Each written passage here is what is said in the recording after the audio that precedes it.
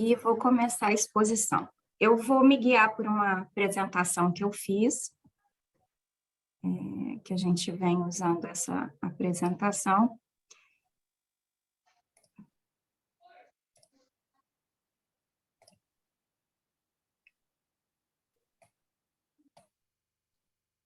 Vamos lá.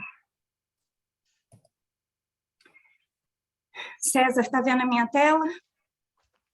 Beleza, então vamos lá. Deixa eu voltar aqui. Então, nós estamos agora estudando o livro Momentos de Saúde e Consciência, da Joana de Ângeles. É o quarto livro da série psicológica, né? A gente já fez o estudo dos outros 3, mas isso não impede o andamento do estudo. Então, para quem está chegando agora, não há prejuízo por não ter visto os outros livros com a gente, tá? E a gente faz as gravações da exposição, depois eu coloco um link no YouTube e disponibilizo no grupo. Então, quem quiser assistir de novo, ou quem não pôde assistir, ou se quiser compartilhar com alguém, esse link que eu vou disponibilizar depois, fica à vontade. Então, esse livro, Momentos de Saúde e Consciência, ele é dividido em 2 partes. A Joana trata em 20 capítulos sobre o que ela chama de momentos de saúde e outros 20 capítulos sobre momentos de consciência.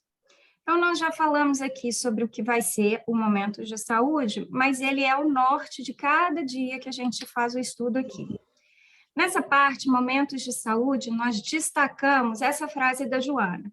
Jesus, em todo o Evangelho, exalta a harmonia moral e emocional da criatura perante a vida, como fator essencial para a sua salvação, o estado de saúde integral.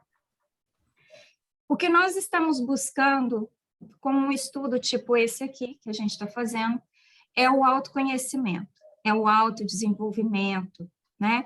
Nós estamos buscando aqui satisfazer o que está na pergunta 919 do Livro dos Espíritos, onde Kardec pergunta para a espiritualidade, né? Como é que eu faço para me melhorar? E a espiritualidade fala, conhece-te a ti mesmo, né? Já diziam os gregos antigos, conhece-te a ti mesmo. Então, a espiritualidade já deixou claro para a gente a importância do autoconhecimento. E a obra de Joana é uma obra que faz uma viagem pelo autoconhecimento. Ela usa a psicologia, em especial a psicologia junguiana, para poder trazer para a gente, à luz do Evangelho, qual seria a melhor forma de nós nos conhecermos, nos tratarmos e nos desenvolver.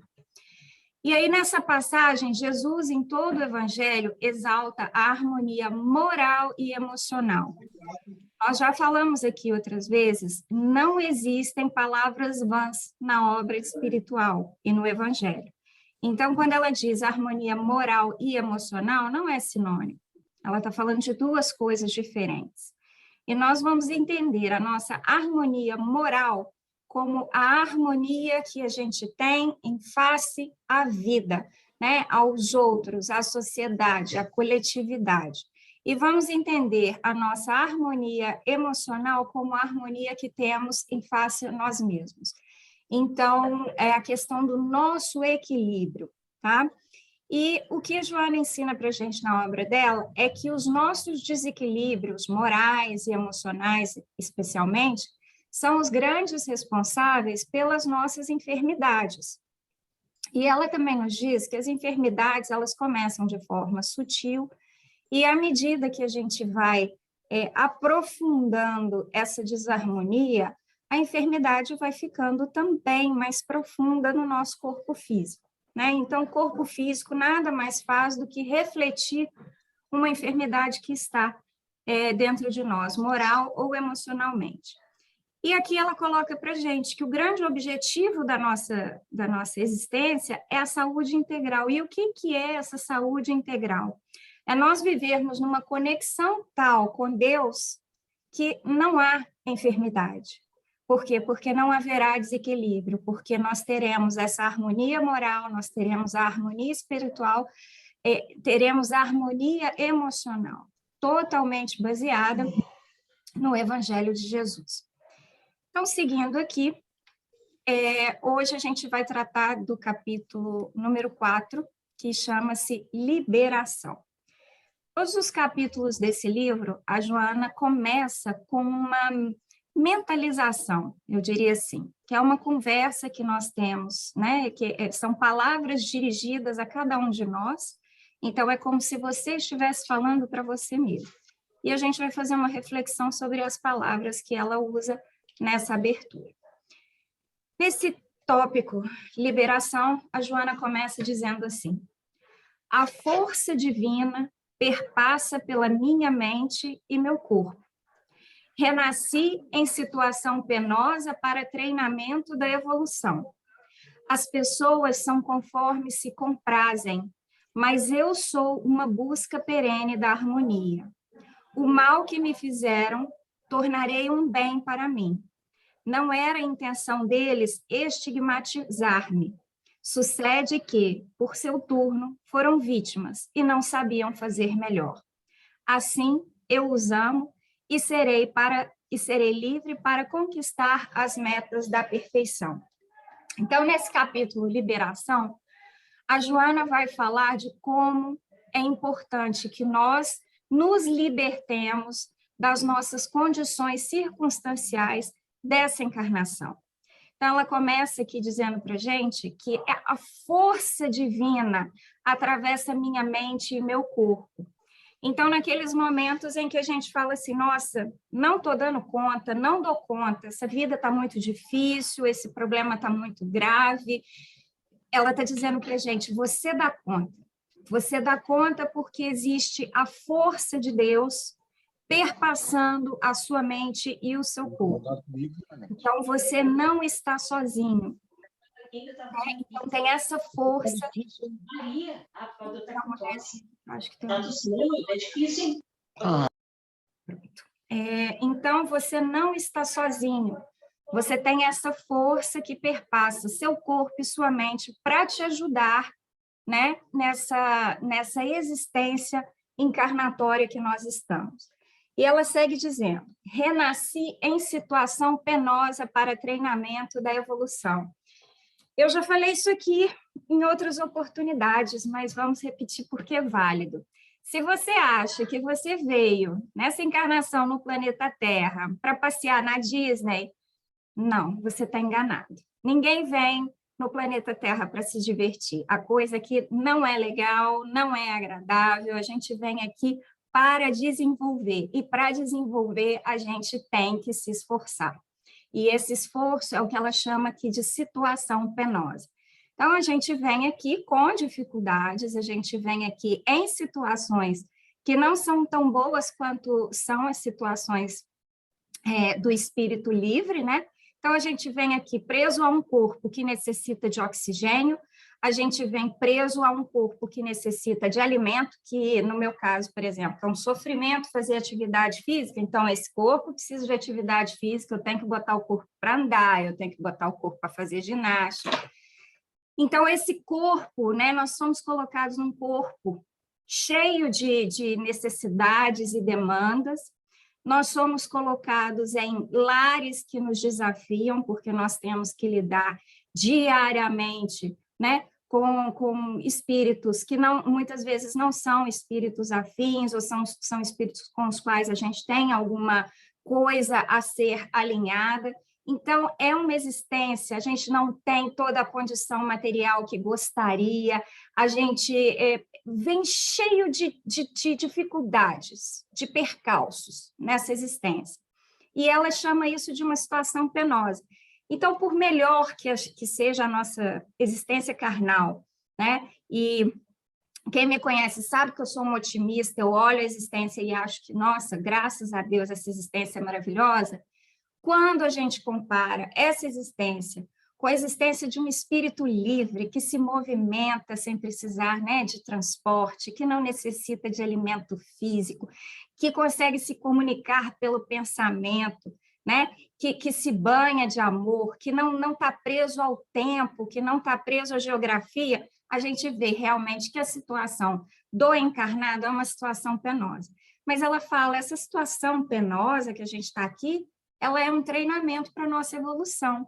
Então, se você quiser ver borboleta, você vai ter que ver a largata entrar dentro do casulo. Então, não tem borboleta sem ter metamorfose, sem aquele fechadinho, ficar no escuro e tal, e arrebentar. Então, para isso, é necessário esse processo. Todo o processo de crescimento, ele perpassa essa transformação, que muitas vezes é penosa. As pessoas são conforme se comprazem, mas eu sou uma busca perene da harmonia. O Chico, né, dizia que ele permitia aos outros serem como eles eram, mas a si que ele devia ser o melhor que ele pudesse. E guardadas as proporções, é o que a Joana está falando aqui para a gente. As pessoas são conforme elas querem ser. Então, por mais que a gente diga, mas fulano tem uma vida difícil, Beltrano passa por dificuldade, nós vamos conhecer pessoas nas mais diversas circunstâncias e elas viverão bem ou não com essas circunstâncias. A forma como elas aceitam as circunstâncias delas, visualizam as circunstâncias delas, está de acordo com o que elas querem, dentro do conhecimento que elas têm, dentro da evolução espiritual que elas alcançaram.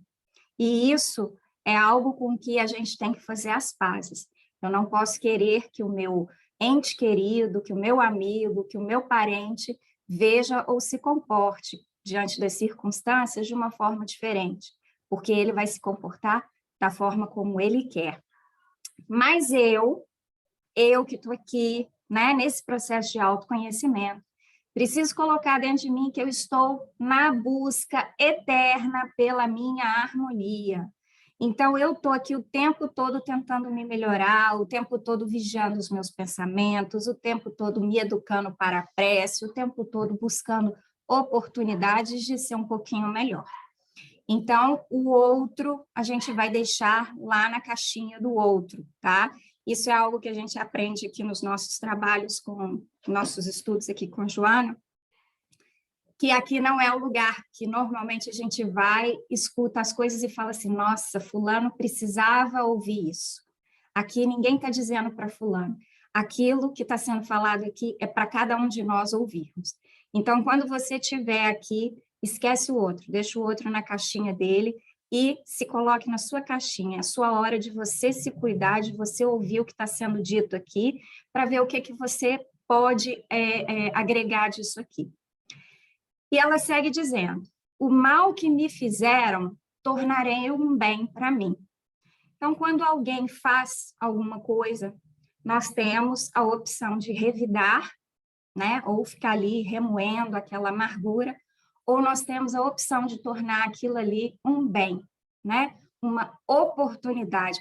Nossa, Karina, mas me agrediram fisicamente, me machucaram, às vezes, né, me causaram uma lesão muito grave, como é que eu vou tornar isso um bem?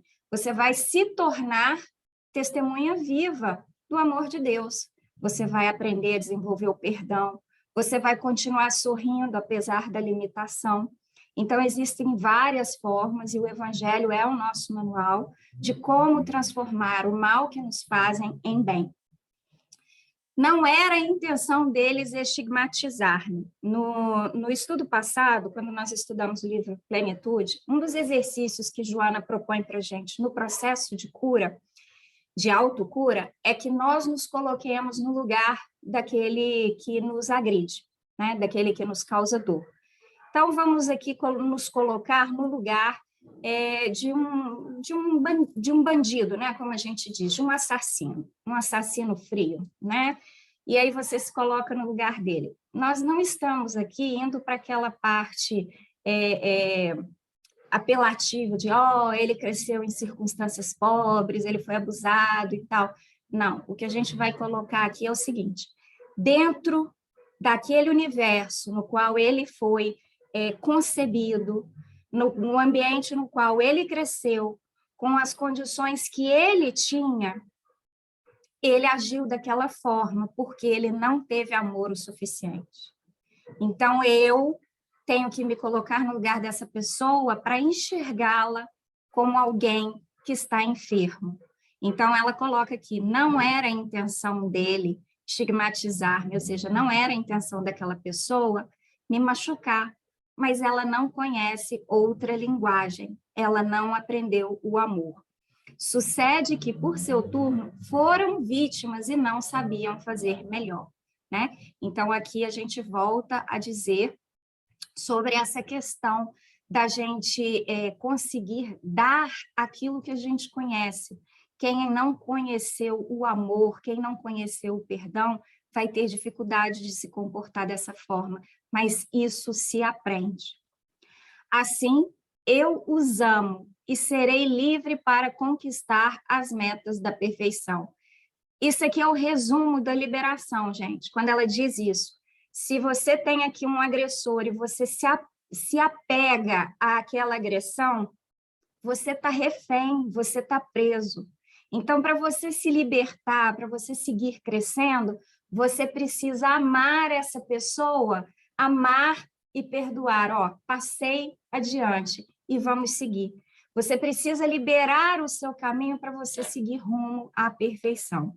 Então, essa introdução que Joana faz nesse capítulo é essa reflexão que a gente precisa estar sempre voltando.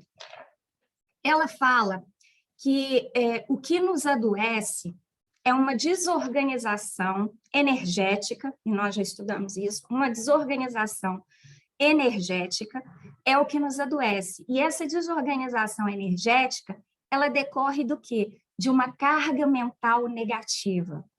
Então, a gente vai perceber que, muitas vezes, quando a gente está passando por períodos pesados, sombrios mentalmente, onde você tem recorrência de pensamentos ruins, você tem desequilíbrios, às vezes, nervosos, de emoções e tal, às vezes é imediato e, às vezes, é pouco tempo depois, o seu corpo vai dar o sinal de que houve um desequilíbrio. Eu sempre comento aqui, por exemplo, quando eu me desequilibro, né? Eu fico nervosa demais com alguma coisa, irritada com alguma coisa, e vamos dizer assim, eu engulo aquilo ali e não consigo digerir.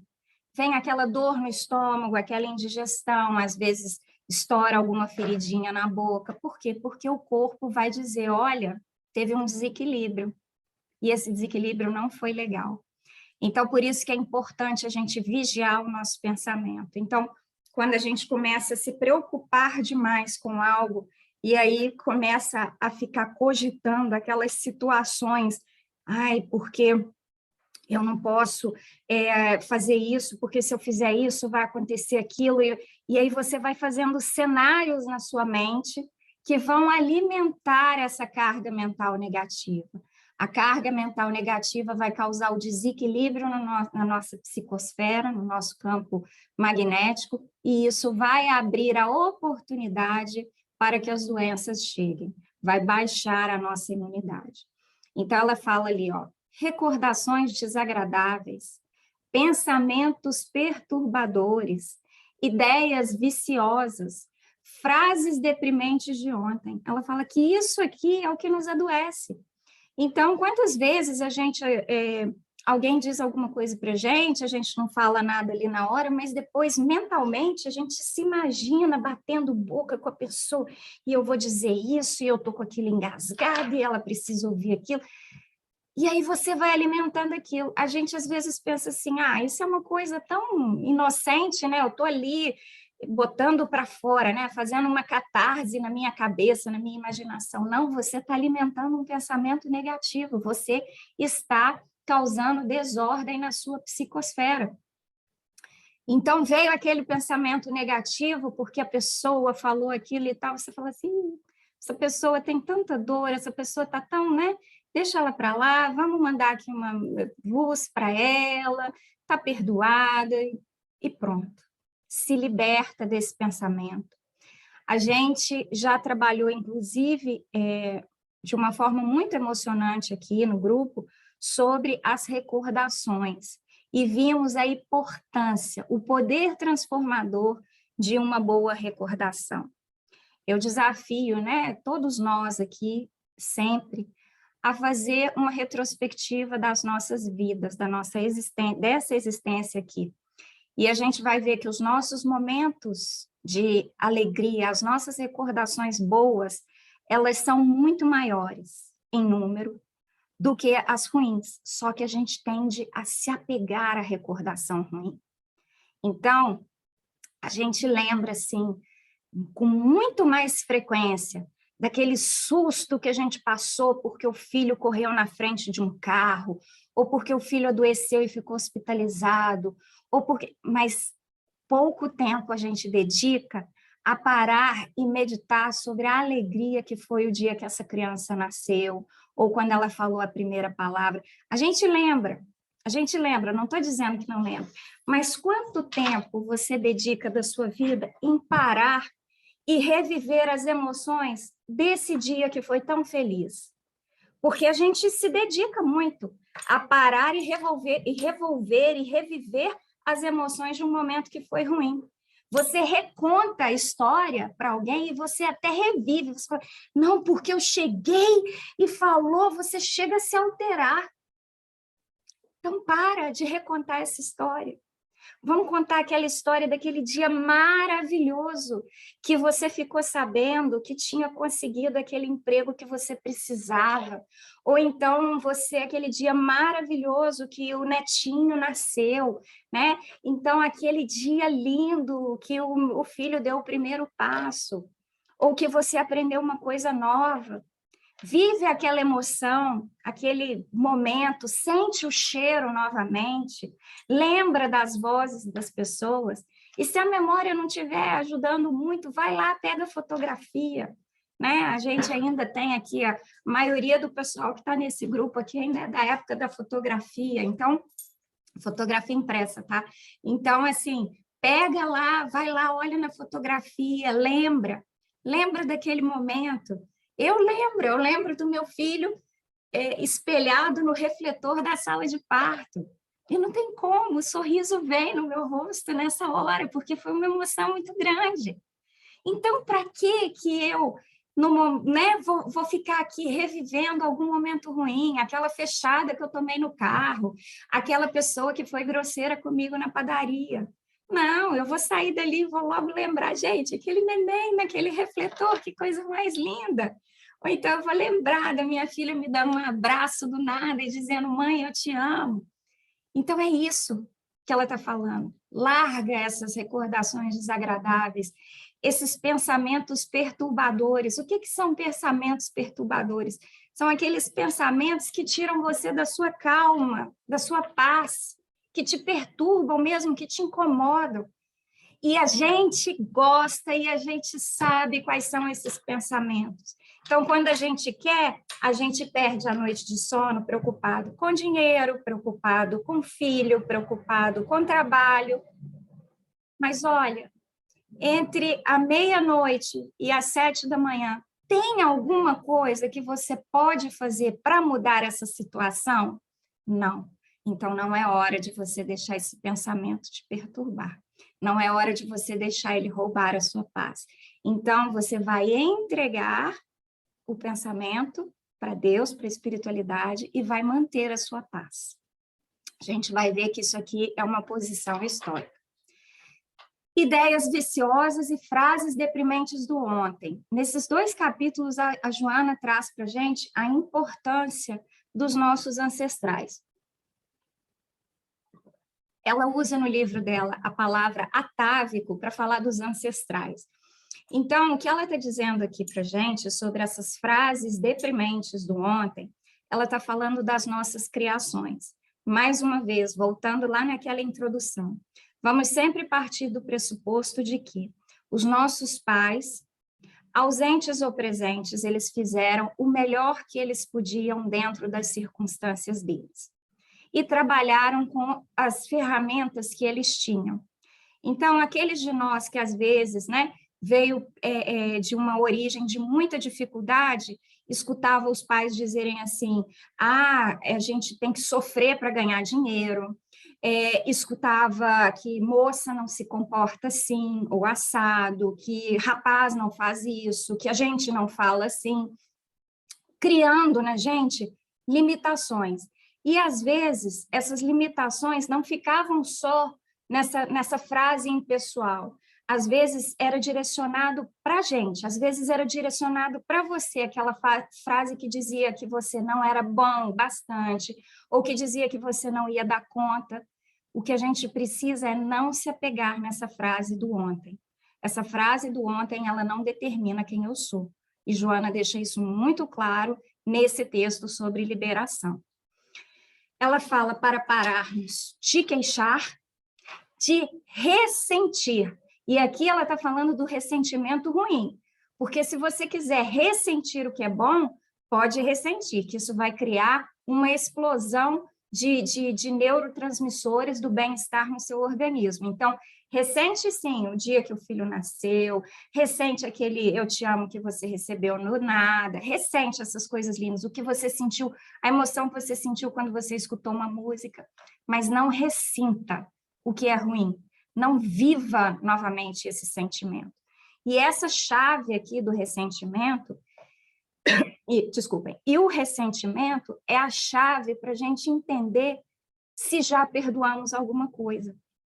Porque perdão e esquecimento são coisas diferentes.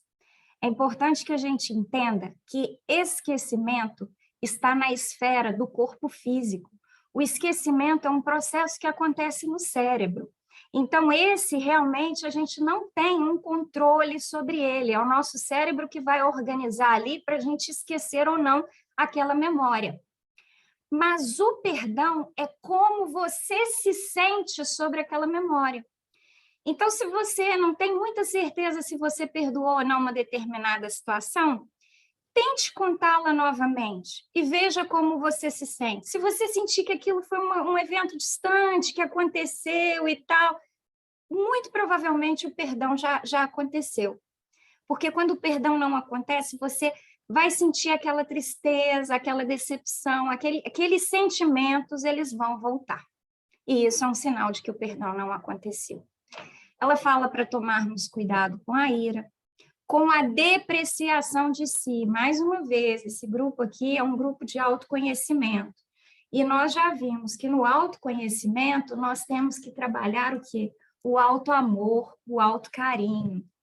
Então, se você está insatisfeito com seus resultados, você vai se tratar como você trataria alguém que você ama. Você vai se tratar com carinho, você vai dizer, olha, valeu, você se esforçou, você está cansada, vamos parar agora um pouquinho, vamos descansar um pouco, se permita descansar, e aí você vai tentar de novo e você vai conseguir. E é assim que a gente vai se tratar, não é, ai, eu não consigo, eu estou sempre fazendo a mesma coisa, né? Brigando consigo mesmo, porque eu sou limitada, porque eu sou burro. Não, não é assim. Até porque, gente, mais uma vez, a lei que Jesus Cristo trouxe para a gente como resumo da lei de Deus é amor. Deus, você, o próximo. Então, se amar é pré-requisito para colocar a lei em ação. E o desamor. Então, Joana fala, abandone isso aqui.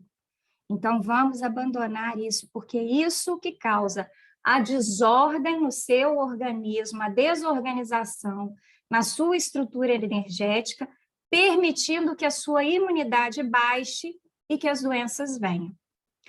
E aí ela fala, os nossos recursos sobrepõem as nossas circunstâncias. Isso aqui é muito bonito e eu já vou linkar com a questão do estoicismo. O estoicismo, eu já falei aqui, vou relembrar rapidamente, o estoicismo é uma escola filosófica que vai surgir lá na Grécia Antiga. E aí ele surge, ganha muita força, muitos seguidores, aí depois dá uma brandada, e aí ele vai surgir de novo em Roma, depois ele dá uma brandada e volta ainda em Roma. E hoje ele está super popular. Hoje é muito comum a gente encontrar livros e mais livros sobre como viver uma vida estoica. E, basicamente, o que diziam esses filósofos estoicos? Eles diziam o seguinte, primeiro, o mundo, né, o universo, ele é regido por uma lei, e essa lei é justa. Então, os estoicos não vão colocar nome, se é Deus, divindade, eles falam que existe uma lei universal que rege o mundo e que essa lei é justa. Segundo, o mundo é separado em dois grandes grupos. As coisas que eu posso controlar e as coisas que eu não posso controlar. As coisas que eu não posso controlar, eu aceito. E as coisas que eu posso controlar, eu faço o meu melhor.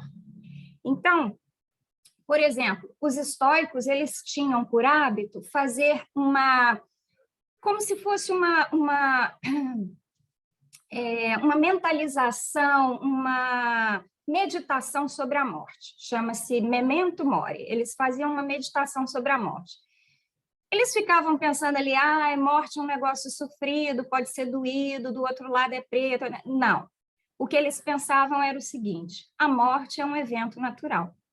Se estamos vivos, temos um tempo de existência carnal e um dia esse corpo vai acabar, né, a sua existência e isso é morte. E pronto. Então, isso é algo natural, é algo esperado e eu não tenho que sofrer por um evento. O que eu tenho que fazer? Eu controlo quando a morte acontece, de que forma ela acontece? Não. O que eu posso controlar é como eu me preparo para ela, como eu me preparo para a vida, e aí eu me preparo da melhor forma.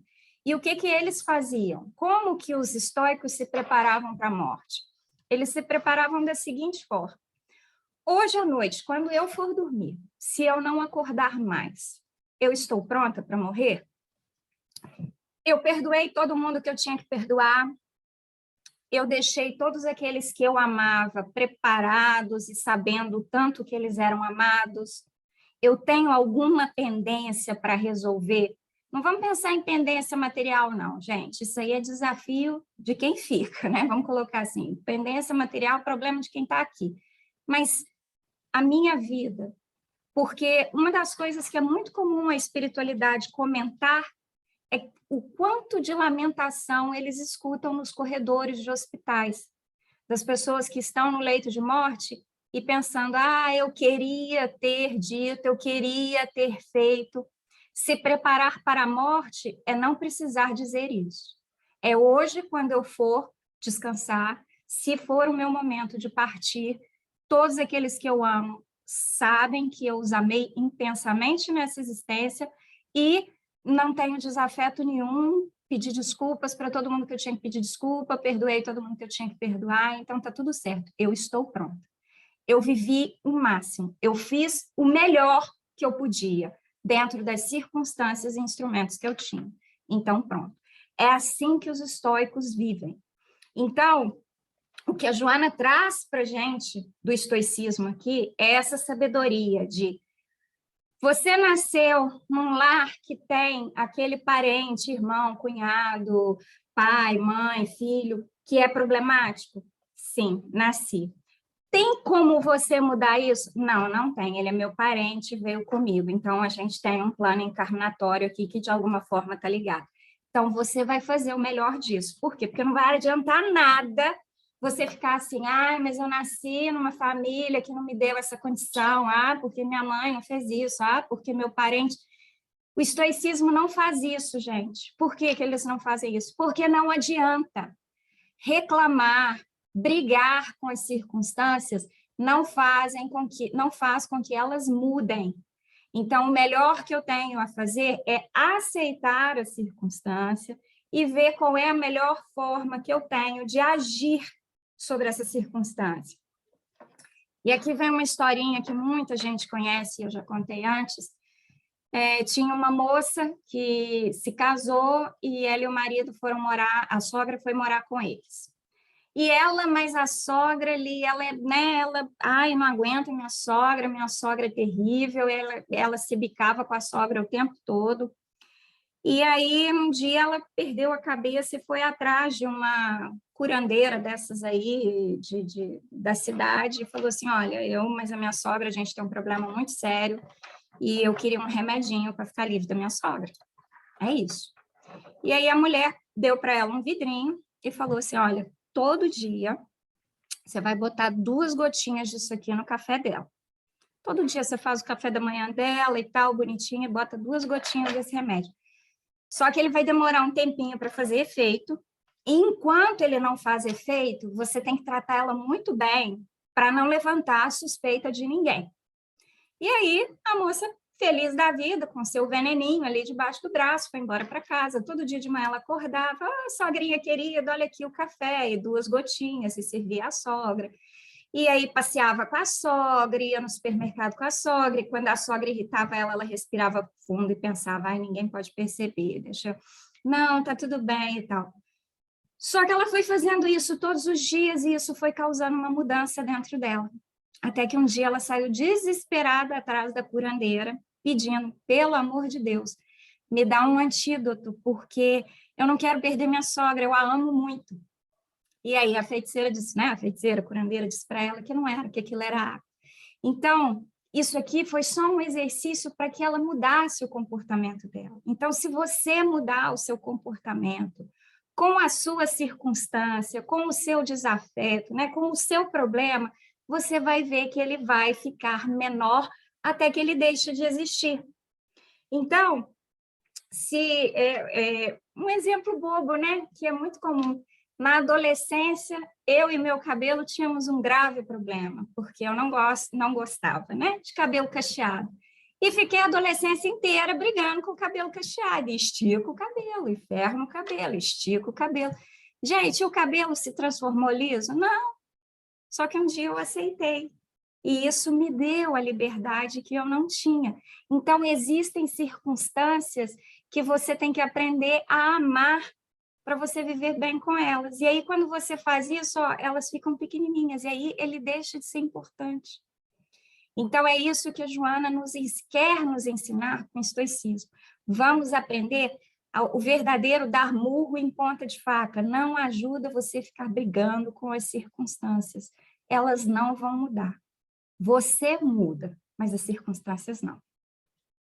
Ela fala, o lar onde você vive, as pessoas com quem você convive, tudo isso está no seu projeto de desenvolvimento. E tudo isso veio nas suas mãos porque você dá conta. Né? E ela ainda coloca, eu amei essa frase, porque a Joana é muito direta, né? O que ela diz? Problemas existem para ser solucionados. Então, não adianta reclamar, porque eu tenho problema. Você reclamar que você tem um problema não vai trazer solução. A solução é você resolver o problema. Então, senta e resolve. E ela fala que quando a gente tem esses problemas, esses desafios, essas dificuldades, os nossos valores latentes, o que são os valores latentes? Kardec pergunta para a espiritualidade, onde estão guardados, né, as leis de Deus? E a espiritualidade responde, estão gravadas na consciência de cada um de nós. Então, esse valor latente do amor, da fraternidade, da caridade, são sementinhas que estão dentro da gente, prontas para serem germinadas. E aí, quando nós passamos por essas dificuldades, por esses desafios, essas sementinhas são alimentadas e começam a crescer. Então, é isso que por isso que é tão importante o processo da dor, vamos dizer assim, do sofrimento, do desconforto. Ela fala em desviar os efeitos daninhos do mal, romper as algemas e ensaiar a libertação. Então, ela fala, olha, não se apegue ao ruim, porque o ruim te aprisiona, né? Aquilo aquilo que te corrói é o que te prende. Jung fala isso também, que a gente é prisioneiro desse sentimento ruim. Então, liberta, né? Quando você liberta a pessoa, quando você liberta o problema, quando você liberta a situação, na realidade, você está se libertando. Então, romper as algemas para ensaiar a própria libertação. E ela termina o texto com essa passagem aqui. És uma ganga bruta por lapidar. Se exteriormente a ganga é impura, tens no íntimo o brilho das estrelas que te cumpre liberar. Começa agora um novo processo da tua vida. Dá-te a oportunidade de provar a ti mesmo quanto possuis e conseguirás produzir. Experimenta o prazer de reconstruir o teu futuro e, de pronto, começarás a ser uma pessoa ditosa. O que é uma ganga bruta? A ganga, gente, é aquela pedra que você pega, um exemplo que eu acho que é mais fácil da gente ver, principalmente aqui em Minas, é a ametista, né? Quando você pega a ametista, ela é uma pedra horrorosa, assim, mas na hora que você quebra ela, por dentro são aqueles cristais roxos lindos, né? Então, a ganga é essa parte, essa carapaça em volta do brilho da pedra. Por isso que ela fala, olha, a gente é essa ganga e dentro a gente tem o que? O brilho das estrelas. Então, dentro daquilo ali, nós somos diamantes, nós somos brilhantes. Então, a gente precisa ir lapidando, limpando, né? Descascando essa camada grosseira e sem valor para poder chegar ali dentro. E nesse texto ela faz para a gente a proposta de reconstrução do futuro. Leon Denis fala que somos arquitetos do nosso futuro, somos arquitetos do nosso destino. Então, o que a gente vive hoje é algo que nós construímos ontem. Se você quer que o seu amanhã seja mais interessante, se você quer que o seu amanhã seja de uma forma diferente, você precisa começar a construir ele hoje. E é isso que ela está falando. Começa a reconstruir o seu amanhã hoje. Chico dizia, né? Eu não posso voltar atrás e fazer um agora diferente, mas eu posso mudar o agora e fazer um amanhã diferente, um amanhã melhor. Joana diz para a gente nesse texto também o seguinte: toda vez que alguém se apoia à autocompaixão diante do insucesso da existência planetária, acomoda-se ao sucedido e preserva-o por conformismo. Faça, então, inadiável a decisão para ser feliz, revertendo o ocorrido. Esse livro começa falando para a gente sobre a decisão de ser feliz, né? A gente trouxe aqui até a proposta do Edgar Soares, do compromisso com a alegria, porque ser feliz é algo que Deus planejou para todos nós, mas nós precisamos nos comprometer com esse objetivo de sermos felizes. Então, aqui a Joana está dizendo para a gente o seguinte: se você ficar na autocompaixão, ou seja, você mesmo, com dosinha de você, porque a sua existência encarnatória ou, né, está sendo difícil, dolorosa e tal, você vai se acomodar, se conformar nessas circunstâncias. Só que você não foi feito para essas circunstâncias, você foi feito para ser feliz. Então, para você sair desse lugar de, né, o pessoal gosta muito de falar de zona de conforto. Ah, é ruim, mas eu já sei como é que é. Sai daí, faz um compromisso, decide ser feliz e reverte tudo e muda, porque a decisão de ser feliz, ela implica o esforço para fazer com que isso aconteça. Então, não adianta eu falar assim, agora eu vou ser feliz. Aí acontece um trem, eu, nossa, lá, olha, sabia, não adianta, ó vida, ó céus. Não, peraí, não é assim não. Ó, peraí, vamos reparar, vamos ver o que dá para consertar. Tem que ter atitude. Tá? Então, no Libertação, nesse capítulo sobre libertação, a Joana faz essa proposta para a gente, da gente se libertar desse apego à dor, ao sofrimento, aos sentimentos ruins, que, além de nos adoecer, nos impede de alcançar a felicidade. Na sequência, ela vai trazer o capítulo para a gente, saúde e bem-estar. E ela começa esse capítulo falando o seguinte: o auxílio divino invade-me durante os dias de minha vida e me encoraja. Empenho-me em abandonar a acomodação e o desânimo, revigorando-me na prece e trabalhando pela conquista dos recursos superiores. As sombras que me envolvem permanecem, porque as sustento com o pensamento. Serei o sol do esforço pessoal e, banhado pela divina luz, restaurar-me-ei sendo feliz.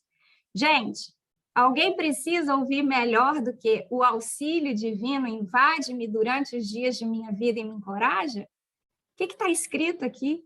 Que todo dia você recebe auxílio divino. Cada dia da sua vida Deus manda para você um auxílio te dizendo, vai, filho, segue, minha filha, eu estou contigo.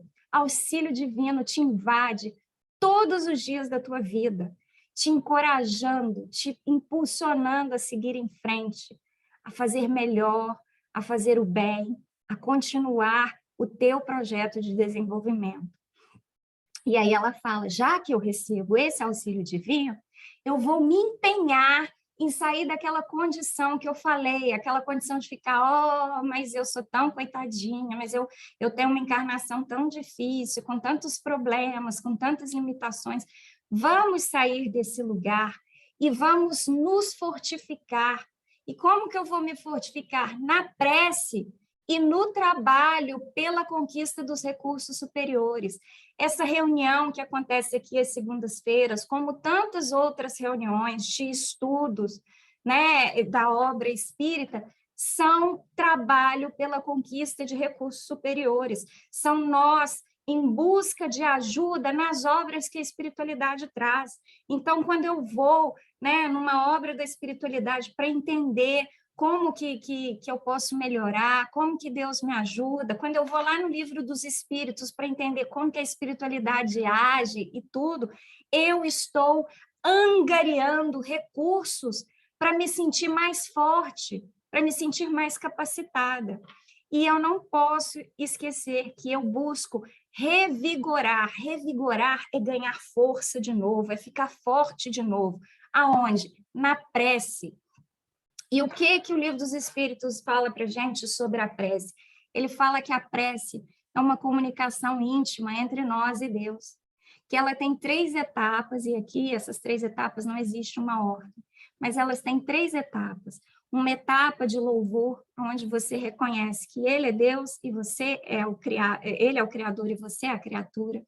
Tem a segunda etapa, que é a etapa da gratidão, onde você agradece, todos nós temos algo pelo que agradecer, e tem a etapa do pedido.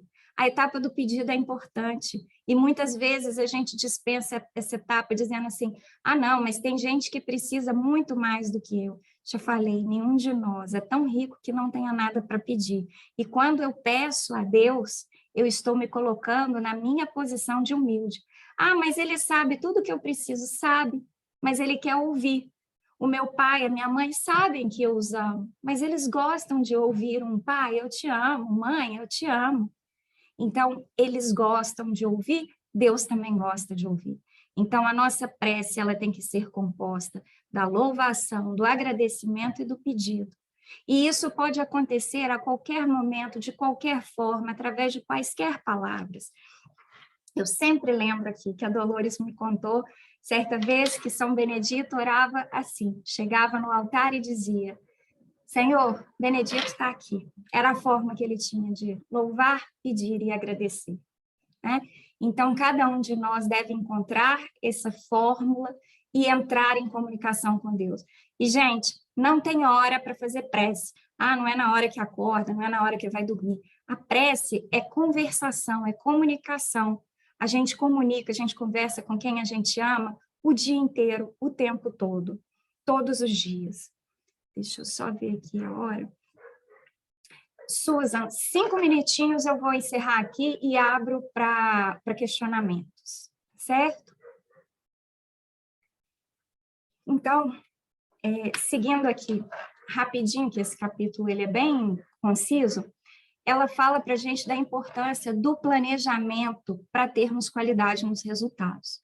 Então, se você quer um amanhã, né, um futuro, uma próxima encarnação melhor, mais confortável, mais feliz, planeja bem essa existência, né? Qual vai ser o seu próximo passo? Não deixe para amanhã, não deixe a caridade que você pode fazer para amanhã, não deixe a sua evolução para amanhã. Então, às vezes a gente escuta, né, os amigos, alguém querido que fala assim, não, eu já estou muito velho para isso, na próxima encarnação eu preocupo com isso. Não, o momento é agora.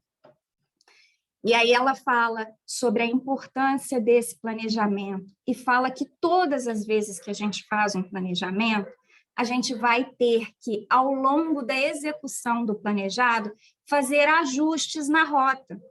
Então, ela só fala o seguinte, olha, toma cuidado para que essas alterações que você vai fazer, para você estudar as consequências dela. Então, sempre que você for ajustar o seu caminho, né, sempre que você for ajustar o seu planejamento, estuda. Ela diz assim, a criatura humana torna-se o que pensa, o que sustenta mentalmente e desenvolve até a fixação. Então, se você ficar pensando coisas maravilhosas diariamente, o tempo todo, você vai se transformar numa coisa maravilhosa. A gente falou isso aqui, nós podemos criar a nossa realidade objetiva com o nosso pensamento. Da mesma forma, se eu me fixar em coisas ruins, elas vão começar a acontecer. Tá? Ideias negativas, mais o pessimismo, mais mal-estar, vai fazer o quê? Vai enfraquecer as minhas resistências morais e eu vou começar a acreditar o seguinte, não adianta nada, eu não estaciono na vaga de idoso, mas alguém estaciona. Eu não apresento carteirinha de estudante falsa, mas alguém apresenta. Se esse político não roubar, outro vai roubar. Então, com isso, eu faço o quê? Eu enfraqueço as minhas resistências morais. Eu começo a fazer os meus valores espirituais ficarem fracos também. E isso aqui pode me levar até a loucura, a insanidade.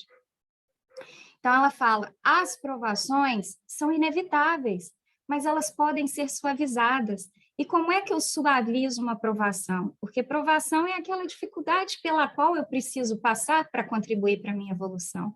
E aí, tem aqui no texto de Pedro, né, no Evangelho, que diz para a gente, olha, acima de tudo, porém, tende amor imenso uns para com os outros, porque o amor cobre a multidão de pecados. Então, eu errei feio, eu machuquei feio. Olha, mas se você amar e amar muito, você vai suavizar, né?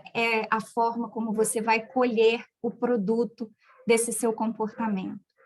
E ela fala para a gente que o apego não é saudável, que o apego atrapalha o nosso senso de realidade. Então, quando eu me apego naquilo que é ruim, eu não consigo enxergar a situação realmente da forma como ela é, né? Então, por exemplo, quando a gente põe na cabeça que uma determinada pessoa não gosta da gente, qualquer coisa que sai da boca daquela pessoa, você já fala assim, lá, ó, tá vendo? Eu não disse que não gostava de mim? E não é assim. É a sua interpretação, porque você assumiu aquilo, você vai transformar a sua realidade naquilo que você está acreditando. Então, ela fala, vamos trabalhar, vamos planejar para fazer melhor.